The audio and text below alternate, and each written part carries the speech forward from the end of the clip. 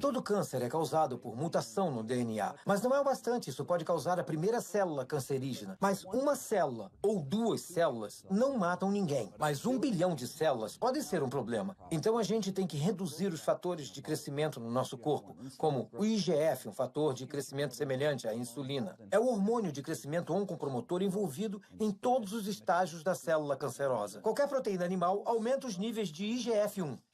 Os laticínios aumentam seu risco de várias formas de câncer, especialmente aqueles relacionados aos hormônios. Então, câncer de mama, câncer de próstata, câncer de ovário são produtos mesmo em seu estado mais puro que não vai querer consumir, porque ele contém um risco.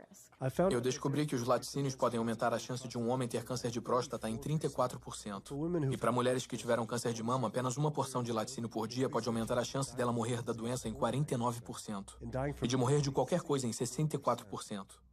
Por que sites de câncer de mama, como o da Susan G. Komen, não alertavam sobre isso? Obrigada por ligar para a Susan G. Komen. Eu sou Jocelyn, posso ajudar? Eu queria saber por que vocês não têm um alerta enorme sobre os perigos de consumir laticínios no seu site quando existe uma associação direta ao câncer de mama.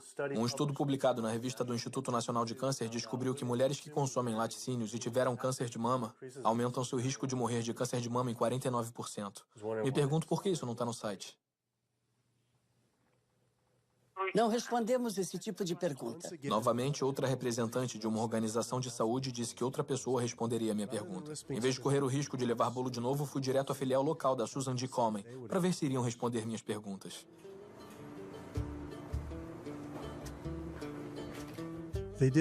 Também não quiseram responder minhas perguntas pessoalmente e mandaram parar de filmar, mas prometeram me conectar diretamente ao escritório nacional. A campanha da fita rosa de Susan G. Komen fez muito para aumentar a conscientização para o câncer de mama. Se bem que era confuso ver fitas rosa em embalagem de iogurte. O câncer de mama pode ser prevenido com uma dieta e estilo de vida saudáveis, mas não está sendo. Falamos em fitas rosas e colocar todo o dinheiro em pesquisas da cura. Quanto a mim, eu queria que minha filha, minha mãe, eu, quero focar em não chegar a esse ponto. Queria ver mais esforço e energia colocados nisso. Eu comi muito queijo a minha vida inteira, apesar dos riscos. Mas como muitos outros, parecia que eu era viciado. Acontece que a proteína caseína, que é a principal proteína dos laticínios e especialmente nos queijos, ela é quebrada na digestão humana para criar o que chamamos de casomorfinas, compostos derivados da caseína, semelhantes à morfina que vão para o cérebro e se ligam ao mesmo receptor que a heroína. Não me entenda mal, não são tão fortes quanto a heroína, mas são fortes o suficiente para fazer você voltar inúmeras vezes, apesar de você estar ganhando peso e estar mais doente do que nunca. Mas o queijo atrai as pessoas. As casomorfinas podem ter um papel na síndrome da morte súbita infantil, podem ter um papel no autismo. Por isso, não queremos que crianças bebam leite de vaca. O leite materno humano tem 2,7 gramas de caseína por litro comparado com 26 gramas por litro do leite de vaca. É praticamente 10 vezes mais. Por isso é tão viciante. Essa conversa sobre vício me fez pensar em todas as drogas que os animais recebem. Fui à sede do Centro de Segurança Alimentar, o principal grupo de monitoramento da FDA, para ver o quanto precisamos nos preocupar com as drogas na nossa comida. Então, pelo que sabemos, há pelo menos 450 drogas diferentes sendo administradas nos animais, seja sozinhas ou combinadas. Essas drogas são dadas por várias razões, muito poucas delas são realmente benéficas à saúde do consumidor. Temos empresas de medicamentos que se esforçam ao máximo para garantir que vendam muito às pessoas que criam vacas, porcos e galinhas. A indústria farmacêutica vende 80% de todos os antibióticos que produz nos Estados Unidos para a pecuária. Resíduos de antibióticos são encontrados na carne, outros antimicrobianos são encontrados na carne, já se encontrou ractopamina na carne, hormônios na carne. Estamos falando de 4 drogas diferentes que poderiam estar no mesmo pedaço de carne. As empresas farmacêuticas deveriam mostrar a segurança das drogas para animais. Eles não testam para ver o impacto das drogas nos humanos. Eles estão procurando saber o impacto nos animais.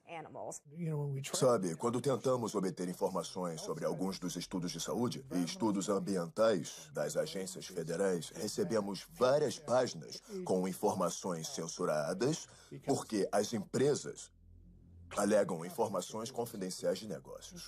Os consumidores não fazem ideia do que tem nos produtos que eles compram. Então, quanto uma coisa pode me deixar doente ou quanto ela polui o ambiente, para a empresa é um segredo. Na indústria da pecuária, como na indústria do tabaco, essas empresas têm um interesse pessoal em garantir que o público não tenha informação sobre os efeitos e os riscos que enfrentam ao consumir os produtos. Há um sistema onde os animais vivem nos próprios dejetos, vivem do lado de animais que estão doentes ou até mortos e ficam presos em gaiolas com esses animais. As bactérias tendem a se espalhar. Os patógenos que são criados nessas condições imundas estão criando resistência aos antibióticos e o público fica exposto a eles. Já temos pessoas morrendo de salmonela e outras coisas que a gente come. Há por volta de 3.000 mortes por ano nos Estados Unidos. É mais do que o número de pessoas mortas nas Torres Gêmeas do 11 de setembro em Nova York. Se a gente tivesse uma organização terrorista matando 3.000 pessoas todos os anos, a gente ia ficar em cima. As mortes por bactérias resistentes a antibióticos que temos. Além disso, você tem 20.000 pessoas morrendo por ano. São 7, 11 de setembro todo ano. Dá para imaginar isso? Se esse tanto de gente estivesse sendo morta por um grupo terrorista nos Estados Unidos todo ano, a gente iria encontrar eles. A Organização Mundial de Saúde disse que estamos nos aproximando de uma era pós-antibiótica na medicina. Você vai correr risco em cirurgias pequenas de pegar infecções fatais. Vai correr risco indo ao dentista para extrair um dente.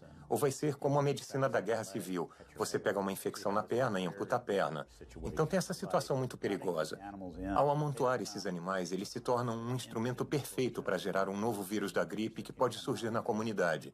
Se você morou perto de um campo de pulverização de suínos, não o local em que ficam, mas o campo de descarte dos dejetos, você tem 3 vezes mais chance de ter uma infecção por Staphylococcus aureus. Não tem como ver o quanto isso afeta a vida das pessoas comuns em Dublin County, na Carolina do Norte, e não ficar contrariado. Do ponto de vista ambiental, do ponto de vista comunitário, de todos os outros aspectos, na Carolina do Norte estamos num estado de emergência. Já tivemos episódios de gripe suína ou H1N1, como eles preferem falar, tanto faz. Esse incidente em particular da gripe suína teve origem numa fazenda aqui, na Carolina do Norte. Tem aproximadamente o mesmo número de porcos que pessoas na Carolina do Norte. A quantidade de fezes produzida por um porco adulto é de 8 a 10 vezes maior quando comparada à de um humano adulto. 10 milhões de porcos na Carolina do Norte produzem dejetos iguais a de 100 milhões de humanos. É o mesmo que toda a costa leste americana dar descarga na Carolina do Norte. Mas não há tratamento nos dejetos. As fezes dos porcos passam pelas ripas do chão dos estábulos que são forçados a viver. Depois são bombeadas para buracos gigantes de dejetos que vazam para os rios e riachos. Então é bombeada sem filtro para os campos, poluindo ainda mais o ambiente e a saúde dos vizinhos. Quando você olha onde esses estabelecimentos de porcos estão localizados, há um número desproporcional deles localizados perto de comunidades de negros, comunidades pobres. Com certeza é uma questão de direitos humanos. Minha irmã tem asma. O irmão dela também tem. Tem 3 anos. E a gente não sabe o que ela pode ter. Eu tenho asma, sinusite, sarcoidose. Essa é da bactéria e tem um marcapasso para a síndrome do nódulo sinusal. Mas sabe, quase todo mundo nesse bairro tem asma e câncer. Meu vizinho ali morreu de câncer, acho que ano passado. Meu sobrinho no fim da rua tem câncer, câncer terminal, estágio 4. Não bebe, não fuma e não está nos pulmões dele, está nos linfonodos. Se você morasse aqui e visse como eles fazem, a gente não come porco, eu não como bacon, porque sei de onde veio. Quando eles morrem, vão para uma caixa e se decompõem porque eles incham, especialmente por causa do calor. Um caminhão os pega, os leva para a fábrica de processamento em Roseville. Moem para virar ração e dão para os porcos comerem. Se eu sair por essa porta, se estiverem pulverizando, vai vir na minha cara, me acerta no rosto. Tem cheiro de coisa que você nunca sentiu. Pior do que de um cadáver. É o cemitério da família. Minha avó está lá, minhas irmãs, meus irmãos. E quando vamos ao enterro, ele usa o pulverizador. Durante o enterro? Durante o enterro, sim. Durante o enterro. Eles pulverizam. E quando chegam as pessoas, todo mundo tapa o nariz dizendo que fede. Estão doidos para fazer um churrasco no domingo. Ele pulveriza. Acha que ele faz de propósito? Eu acho que sim. Ele só pulveriza aos domingos, sempre aos domingos. E a maioria dessas áreas que tem criação de porcos e perus fica na área de negros ou latinos. É um ou outro. Acha que também é uma questão de direitos civis? Sim. Eu acho que sim. Acho que sim.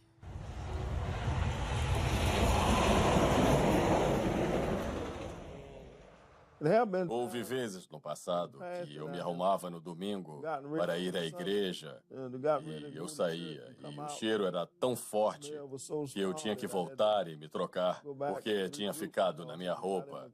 E eu não podia ir à igreja cheirando a porco, sabe? Não dava. Então eu acho que o governo não se importa. Se importam mais com as corporações do que com as pessoas, os indivíduos. E eles vão continuar, vão colocar mais galinhas nesse estado. Aqui é a capital mundial da urina e das fezes. Carolina do Norte, meu estado. Olha, tem um rio permanente bem ali que quase entra na minha propriedade. É o Riacho Contentner. Agora eu vejo aquele rio cheio de fezes e urina daquele criador de porcos. E eles podem dizer, a gente alimenta o mundo. Eles não estão interessados em alimentar o mundo, estão interessados em ganhar dinheiro. Se tirar a grana deles, vão deixar o povo morrer de fome, porque se quiser alimentar o mundo, pode fazer isso com mais milho, usando milho e trigo em vez de carne. Carne é um item de luxo quando fazemos coisas que machucam os outros. Estamos errados. Mas muita gente boa vai sentar lá e comer bacon sabendo que está causando muita infelicidade. No dia seguinte, acordei e descobri que o rio tinha passado por outra grande matança de peixes por causa da poluição das fazendas de porcos. Milhares de peixes estavam aparecendo na superfície.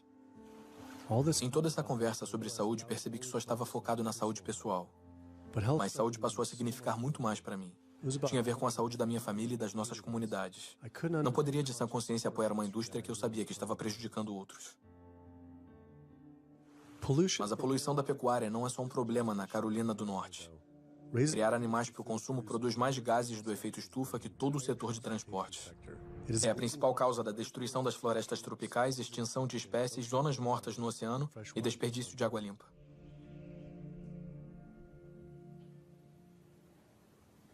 A Sociedade Americana de Diabetes finalmente retornou e concordou com a entrevista. Me preparando para a entrevista com a Sociedade Americana de Diabetes, dei uma olhada nas recomendações de planos de refeições de diabetes e elas estavam cheias de alimentos associados à causa do diabetes. Como podiam esperar que as pessoas não desenvolvessem diabetes recomendando esse tipo de comida? E depois vi vários estudos revisados por especialistas publicados no site do Instituto Nacional de Saúde, mostrando que uma dieta de baixa gordura baseada em plantas era 2 vezes mais poderosa para controlar e até mesmo reverter o diabetes do que a dieta recomendada pela ADA, que incluía carne e laticínios. A missão da Sociedade Americana de Diabetes é identificar a prevenção e a cura do diabetes. Mas, enquanto isso, melhorar a vida de todas as pessoas afetadas pelo diabetes. E qual é a melhor forma para prevenir isso? Para o diabetes do tipo 2 é incerto. Não podemos prevenir esse tipo em todo mundo. A gente fez uma pesquisa e encontrou vários estudos dizendo que você poderia potencialmente curar ou reverter o diabetes com uma dieta puramente baseada em plantas. Acredito que não há provas suficientes para demonstrar isso. Como se compara a dieta que a sociedade recomenda? Não recomendamos uma dieta específica, recomendamos uma nutrição saudável. A que está no site. Recomendamos nutrição saudável. Vocês têm toda uma lista exata, dia a dia, um plano de refeições, o plano inteiro? Eles são seleções de alimentos para se avaliar. Não temos uma dieta do diabetes. Mas por que essas seleções que vocês indicam são melhores do que um plano baseado em plantas? Ninguém fez esse estudo. Achamos alguns estudos. Um estudo de 74 semanas observou que uma dieta vegana de baixa gordura versus o plano da ADA para o diabetes do tipo 2. Acho que terminamos. Não vou entrar numa discussão sobre isso. Ah, não, eu só queria saber se esses estudos falam a verdade ou se vocês... Qualquer dieta funciona. Qualquer dieta funciona se as pessoas seguirem. Mas se for uma dieta não apropriada, se todo mundo seguir uma dieta que se come no McDonald's, Não posso dizer qual dieta é apropriada. Posso dizer qual é inapropriada. então podemos falar sobre as dietas boas. Não sei por quê. Não vou falar nisso. Na dieta? Não. Por que não? Se é por aí que você quer ir, sinto muito. Não sou a pessoa com quem deveria falar. Mas por quê? Se é por aí que você quer ir, não sou a pessoa com quem deveria falar. Sobre dieta? Com quem falamos sobre dieta? Pode falar com quem quiser. Mas isso é interessante. Por que não recomendar uma dieta? Porque não existem dados para sustentar isso. Vimos dados de pesquisas que sustentam isso. Do Instituto Nacional de Saúde, da Associação Europeia de... Terminamos. Desculpe, não vou entrar nessa discussão com você. Não, isso aqui não é uma discussão. Não vou entrar nessa discussão. Mas por que uma discussão? Só estou falando de um estudo europeu sobre diabetes. Em outros lugares, há estudos. Porque... Há muitos estudos. Por que isso é uma discussão? Há muitos estudos na literatura. Muitos nunca foram replicados ou, sinceramente, estão errados. Por isso se faz revisão por especialistas. A Associação Europeia para o Estudo do Diabetes foi revisada por especialistas ou... Eu não sei a que estudos está se referindo e, por não poder ver esse estudo, eu não vou comentar.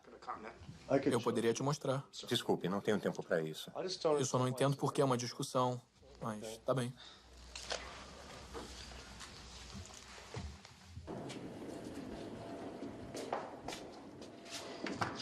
Foi interessante. Ele queria falar sobre as pessoas vivendo mais com diabetes. Mas quando se menciona a eliminação do diabetes ou sua prevenção... você passou dos limites. Prevenção e cura? Não vamos por aí. O Dr. Hatner, o diretor médico da Sociedade Americana de Diabetes, não só não queria falar sobre dieta, como o fato dele ter tido uma reação tão emocional à minha pergunta, me fez sentir que eu estava examinando uma coisa que ele não queria revelada. Eu sempre pensei que não havia prevenção para o diabetes do tipo 1. Mas depois eu pesquisei e achei inúmeros estudos fazendo referência à associação entre a exposição aos laticínios em idade prematura e o diabetes do tipo 1. Isso é comida feita para os bezerros. A proteína do leite de vaca entra na corrente sanguínea e o corpo diz: isso não era para estar na corrente sanguínea. Ele produz anticorpos para a proteína do leite de vaca, que depois atacam o pâncreas e o destroem. Como é possível que a ADA não tenha isso logo na primeira página do site? Por que eles não alertam os pais sobre isso, mesmo que a chance seja mínima? Porque eles estavam recomendando a ingestão desses alimentos associados ao diabetes. Parecia que todas as grandes organizações de saúde estavam encorajando as pessoas a comer os mesmos alimentos associados às doenças que elas deveriam combater. A Associação Americana do Coração promovendo a carne, a Sociedade Americana de Câncer promovendo as carnes processadas, fitas rosas em laticínios e camarão com bacon na Sociedade Americana de Diabetes. E então, tudo se juntou. E se...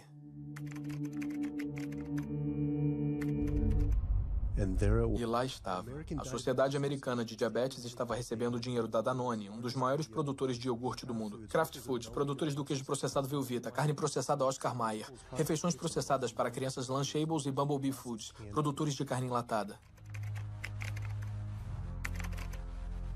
A Sociedade Americana de Câncer estava recebendo dinheiro da Tyson, um dos maiores produtores mundiais de carne da marca Yum, dona da Pizza Hut, KFC e Taco Bell.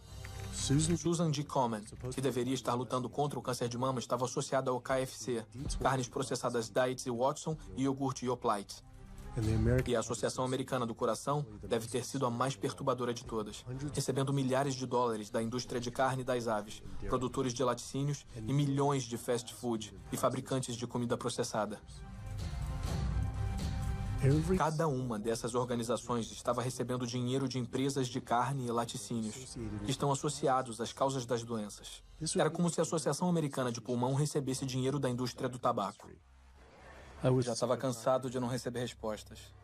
Então eu mesmo fui às sedes dessas organizações. Temos que falar com alguém pessoalmente. Há milhões de pessoas morrendo pelos alimentos que elas recomendam comer.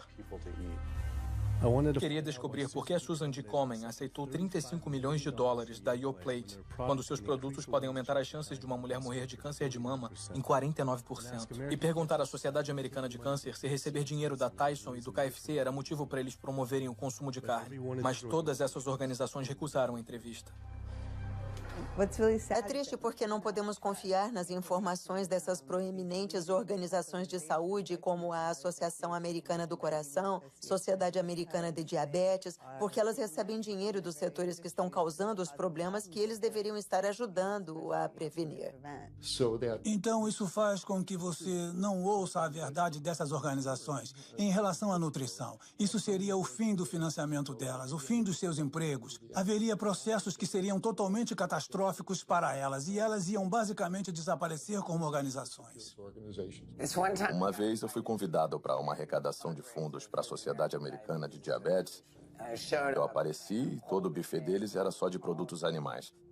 Eu me lembro de uma bandeja com frango assado. Eu tive que ir embora e pensei, servir frango num evento de diabetes é como servir álcool no encontro do AA. Não faz sentido.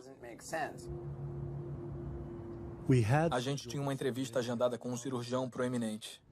Mas antes da gente entrar no prédio, a assessora de imprensa do hospital nos impediu. Eu entendo que o doutor disse que você poderia filmar aqui hoje, mas infelizmente isso não vai poder acontecer. Eu sei que ele defende que os pacientes mudem as dietas, mas o hospital ganha dinheiro com essas cirurgias e a realidade é que ele também. Então, não podemos fazer nada que afete negativamente o hospital. Infelizmente, você não vai poder filmar aqui hoje.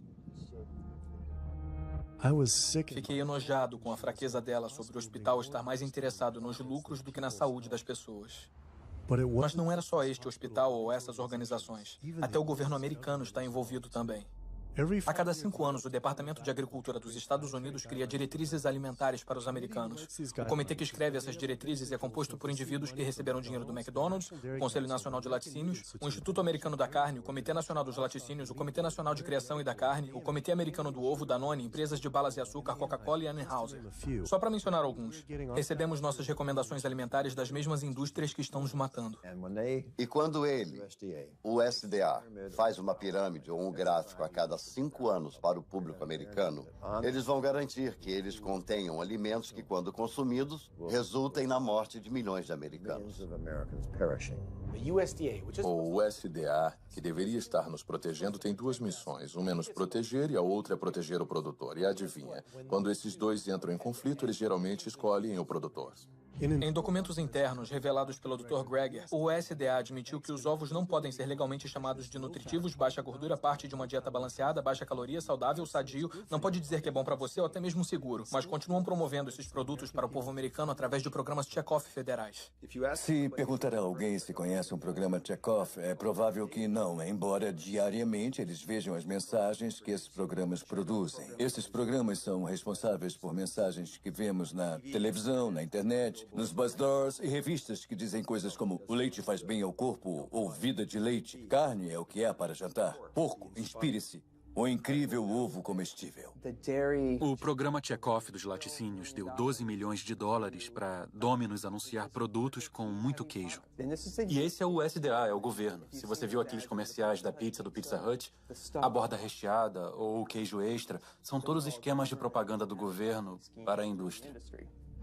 Como colocar mais queijo na carne? Como colocar mais leite no café? Coisas assim para impelir o consumo desses produtos inacreditavelmente não saudáveis. O McDonald's, por exemplo, tem 6 pessoas trabalhando integralmente de acordo com os registros que descobrimos, cujos salários são pagos por esse programa do governo, mas financiados pelos produtores que são regulados pelo governo. E essas pessoas ficam lá na sede do McDonald's propondo ideias. Mac Cheese Muffin com queijo triplo, recheado com fatias de queijo e bacon. Com queijo extra? Legal. Isso. Você não pensa no dia a dia que esses programas são governamentais. O cheeseburger duplo com bacon da Wendy's, programa governamental. A farrita de carne do Dunkin' Donuts, programa governamental. Você não iria imaginar que esse lixo puro, do ponto de vista alimentar, está vindo de um programa com recursos federais. Essa é uma das coisas que tornam esses programas check-off assustadores, porque é o nosso governo nos dizendo comam mais carne, bebam mais leite, comam mais queijo, comam mais porco. Uma das maneiras mais efetivas da indústria dos laticínios promover seus produtos é alcançando as crianças, porque elas são impressionáveis, vão ser consumidoras a vida inteira, e é melhor cativá-las quando são jovens. Então gastam 50 milhões de dólares promovendo seus produtos em escolas públicas em todo o país, com cartazes de pessoas com bigode de leite e mensagens do tipo "leite faz bem ao corpo" ou "vida de leite". O alvo são os jovens. Como a indústria do tabaco tinha que ficar substituindo os clientes que estavam morrendo com novos clientes, a indústria da carne sabe que tem que mirar nos jovens. Por isso temos essas comidas nas escolas, mensagens de marketing numa idade cada vez mais jovem, para as crianças ficarem viciadas nos tipos errados de comida. Há distritos escolares onde as carnes processadas estão em toda parte. Talvez tenha bacon no cardápio, linguiças, salsichas ou pizza de pepperoni. Tudo isso são carnes processadas e elas são o pior do pior, com uma associação direta com câncer de cólon. Mesmo assim, você tem diariamente nas escolas refeições com carnes processadas. Se o Ministério da Saúde coloca avisos no cigarro por causa dos riscos de câncer, por que não os mesmos avisos nas carnes? Com base nos dados públicos disponíveis, sabemos que gastam pelo menos 557 milhões de dólares promovendo seus produtos através de programas Chekhov. Sabemos que gastam pelo menos 138 milhões com lobby no Congresso. Supomos que gastam bem mais que isso em números que não são revelados. O poder de lobby da indústria é tão forte que ela cria leis e consegue aprovar legislação que não beneficia os americanos de jeito nenhum. Como as leis da mordaça que criminalizam delatores ou quem fotografa abusos da indústria. Ativistas nos Estados Unidos podem ser acusados de terroristas por prejudicar lucros de qualquer negócio que use animais, pela lei do terrorismo contra os criadores de animais, até as mais ridículas, como a lei do cheeseburger. A lei do cheeseburger é uma lei que diz que um reclamante não pode processar um fabricante, distribuidor ou varejista na teoria de que a comida deixou o obeso ou causou uma doença relacionada à obesidade.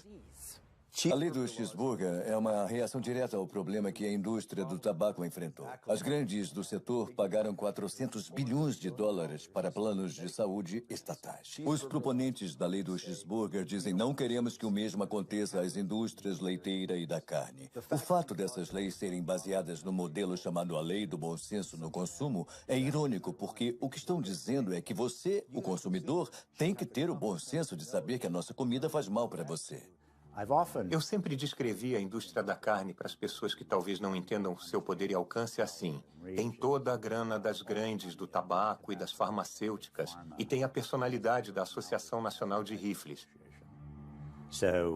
Então qualquer coisinha que aparece, eles batem até a morte. Robert Martin não estava exagerando. Quando os lucros das indústrias de ovo foram ameaçados pelas empresas de substituto de ovo Hampton Creek Foods, e-mails muito perturbadores foram descobertos por Ryan Shapiro e Jeffrey Light. Descobrimos documentos demonstrando que o Comitê Americano de Ovos considera Hampton Creek, abre aspas, uma crise e uma grande ameaça para o futuro da indústria americana de ovos. O Comitê Americano de Ovos considera uma empresa bem-sucedida de substituto de ovos uma ameaça tão grande que brincam em seus e-mails governamentais sobre assassinar o CEO da empresa.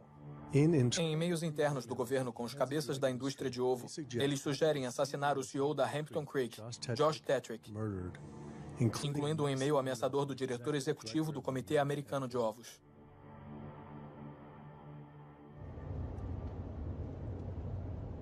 Os produtores de carne não têm que pagar pelas doenças cardíacas ou destruição ambiental ou qualquer outras externalidades, como os economistas as chamam, que os produtos deles causam. E depois tem todo o aspecto farmacêutico disso. E o fato de que existe uma indústria farmacêutica muito forte e o lobby que tem um papel enorme na preservação do status quo. Essas doenças crônicas são a vaca leiteira da indústria farmacêutica. Você tem um setor distante de 5 bilhões de dólares. Eles querem que isso acabe? Temos um setor de 35 bilhões de dólares da droga estatina. Eles querem que isso acabe? Estou dizendo que a indústria farmacêutica controla eficazmente o que os médicos sabem. A maioria das pesquisas não é de prevenção. É para os medicamentos que a gente pode usar para aquela doença em particular. Eu tomo 2 remédios diferentes para pressão alta. 6 tipos de remédio para asma, mesmo depois de 4 anos das vacinas. E depois outro remédio para ajudar a cuidar dos efeitos colaterais de alguns daqueles remédios. Tomo antidepressivos pesados e alguns analgésicos diferentes para os meus quadris e costas. Eu tomo mais ou menos 16 drogas, sem contar com a insulina de manhã. Eu tomo insulina de manhã, insulina à noite, tipo de 32 a 34 unidades de insulina. Lantus, para ser exato. Alguns dos remédios são para o diabetes, isso é para fazer xixi. Eu tenho que usar isso para minha próstata. E depois isso para o meu coração. Eu tenho que usar este para a pressão sanguínea. E assim vai, vai e vai. Os médicos estão dizendo que eu tenho que fazer isso toda a minha vida. É frustrante e muito estressante. E eu não sei quanto o meu fígado vai aguentar tomando isso tudo. Sob tratamento médico convencional, seja para doença autoimune ou até condições como pressão alta ou diabetes, dizem que você tem que tomar remédios. E não só por uma semana, ou um mês, ou um ano. Dizem que você tem que tomar para sempre.